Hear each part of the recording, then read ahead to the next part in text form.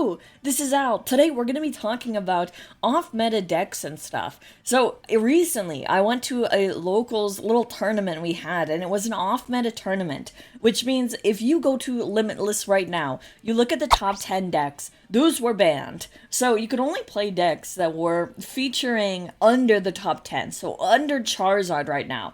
Our top 10 right now in the meta has things like our usual contenders, like Dragapult is a big deck being played, Gardevoir is huge.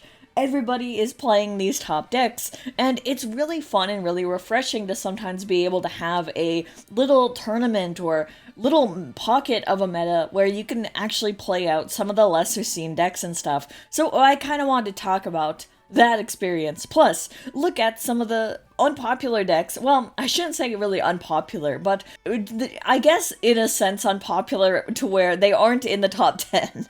You know what I mean? And it's cool to highlight them because, you know, it can give you ideas for what to play next if you feel kind of like a little bored with what you've usually been playing, because right now we're kind of in a weird pocket where we have the World Championships coming up, and I think a lot of players are prepping for the World Championships that is coming up really soon, but Japan is already getting their mega set like tomorrow or, you know, already maybe, and it's really just kind of, and we're getting the mega set in September, a long ways away. So although the mega Pokemon, you know, deck stuff is coming, I wanted to also just take a sec to talk about where we are right now, because if you aren't playing the top decks, what else is there to maybe have fun with? I think next week we're doing a little thing where we're doing a tournament where we're not gonna have rulebox Pokemon, so it's gonna be interesting. But as for the non-meta decks, at least from what I experienced, there were decks like Mamoswine EX. Now, the one who is playing Mamoswine EX, Mamoswine has a cool ability that allows you to find Pokemon from the deck, and he was playing it with Pidgeot, which, you know, is also really good to help the Mamoswine deck help out and find pieces. Pidgeot EX is a really good engine with that quick search ability, being able to just find whatever.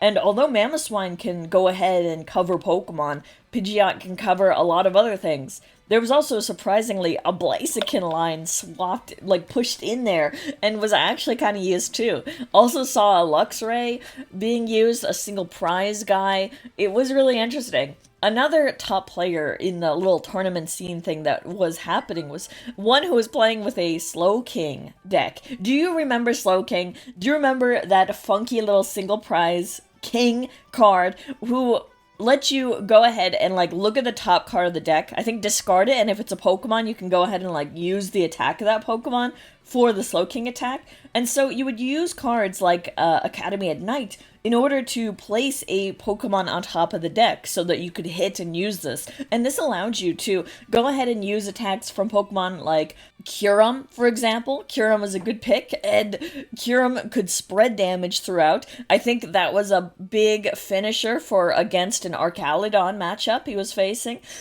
There was also, I think, Conkeldurr in the deck. There was Badoo in the deck. There was a lot of different stuff. Little, like, just Pokemon shoved in there. There were some rule blocks too, but it was really interesting to see, and I missed seeing that Slowking, because we did see that Slowking very briefly in the meta for a while ago, just in like a Japanese tournament, I think, mostly.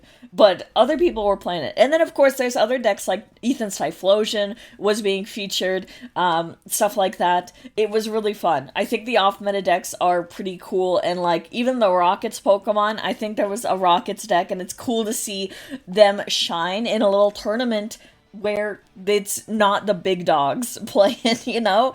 And so maybe this is good influence on, maybe you can also do something like that for your locals, a little pitch the idea, because I think some players, especially in this time, waiting for the next big, like, shift in the meta with the megas, want to definitely play around with different, you know, quirky little events like this would be fun. I enjoyed it. Let's go ahead, though, and look at the meta stuff, too, because I want to kind of talk about this time capsule in time, I guess. We're just kind of chatting here. So number one is going to be Dragapult on Limitless, and then we have, of course, our Raging Bolt Gholdengo. Now, Gholdengo has been getting a lot of commotion, a lot of stir, a lot of noise in its popularity.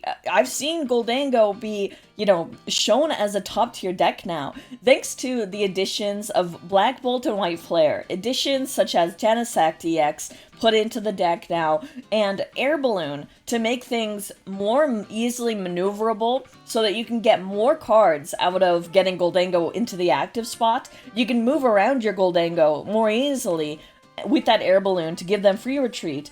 And then you can also find your Gholdengo more easily with Genesect EX ability. And these things combined, I think also the inclusion of adding in like a Scythor and Scizor is also really contributing to a rise in Gholdengo usage and wins, I have to say. Now, I would love to hear from you Gholdengo players about more about it, and I'm really gonna be intrigued about seeing it in the World Championships, because although some really hype up the Gholdengo, I think some also think that Gardevoir may still feast on it, so we're gonna see. But I think it's really interesting when that stuff happens, when we see a big shift or a rise in a deck, and I think it's really fun going into big tournaments when there is kind of a new deck rising up who got maybe new tools, and we're gonna have to see how it performs in actuality. It's gonna be really exciting to see, I have to say. Now, as for other decks, of course, we have Grimmsnarl EX, we have Gardevoir, we have Booster, we have Flareon EX, of course. Now, that guy is also surprisingly rising and stuff. Well, it's been established, and we're gonna be seeing more. I really think it's cool that one of the Eevees survived and has made itself into a deck, and into a top 10 deck, It's a really solid deck, and, Flareon EX sometimes does feature those other Eevees. It's really cool to see that at least some of the Eevees are being utilized in a competitive setting and are actually nice. Booster is pretty good. Booster, if you don't know, is of course Flareon's Japanese name. I love it. And all the names are really fun. But it's a really fun deck to play in the top 10. We have Joltik Box still hanging on, still there. We have Zoroark EX at number 8. We have Toadsquirrel Ogerpon as well, has risen to 9th place on the list. Can you believe that? I mean, we saw some solid showings of it over in, big competitions. Thanks to players like Ray Chen being able to show off the power of Toadsquirrel where people might not have known or tried that thing. And I'm so glad we got to see the power of it, and now it has risen so far up. The last one is Charizard. I have not seen much Charizard, but it's out there. And Charizard used to be such a big top deck. And, it's cool that it's kind of kicking around still. Oh boy, this top 10 is so interesting. Of course, the one after the top 10 is going to be Cynthia's Garchomp EX. That thing was legal for our little tournament thing. And Garchomp EX, I think that one was also really slated to be, when it was first revealed and stuff, and how it could get up to, I think, 400 HP. Really wild. But then its usage was not as explosive as initially thought by some. We didn't really see it taking off as much, and it does get wins, it's still a strong deck, I would say, but it is fallen out of our top 10. Now, after the Garchomp, we have our Cerulege box. I think this is also a popular deck that has, it's got its niche following of players. This box deck with Cerulege, I think, is gonna be around still, and I think it's cool to see when we get a chance to people love their favorites, and it's nice to see when we can highlight them. After that is Archaludon EX. Archaludon, I remember, is still, like I said, they're all still strong decks, I would say, and still played, still around, but I remember when it was used a lot more, and we saw it on stream and things. And I think going into the World Championships, I wanted to kind of make this video too and talk about this, because it is going to be really fun to see who brings what to this competition, who brings what, and what happens there.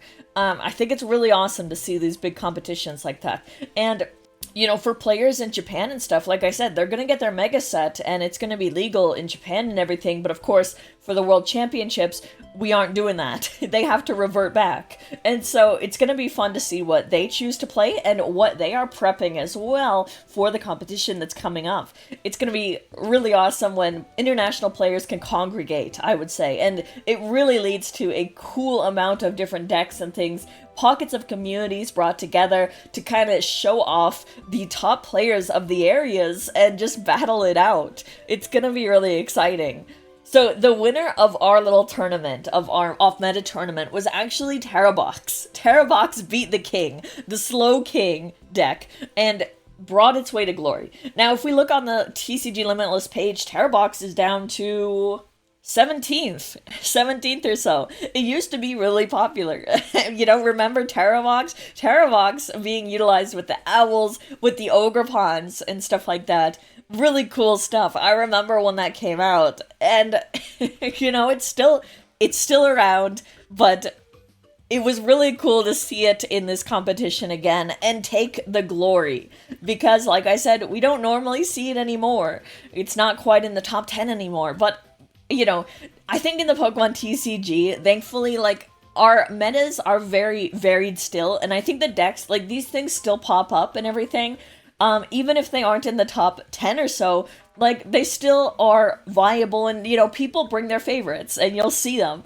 But I think this was just a fun video to kind of talk about this stuff, to kind of look at the leaderboard as we go into August, as we go into the World Championships for the 2025 season, and we're gonna see who wins before we then go into our Mega set and Mega Pokemon returning to the TCG. A lot to look forward to, a lot going on. So thank you so much for watching. If there's interest in this, you enjoyed it, maybe we can also do a video. I'll tell you how the tournament next week goes. No EX Pokemon, or no Rule Box Pokemon, sorry. But hey, this was just fun. I hope you enjoyed it, and I'd love to hear your thoughts as well on the topic, anything you'd like to share. Thank you so much for watching, I appreciate it so much. Liking, commenting really helps a ton. If you want to go a step further, thank you so much to any members, anybody who wants to support in other ways, and I really appreciate everything. So thank you again, and I hope to see you next time. Bye!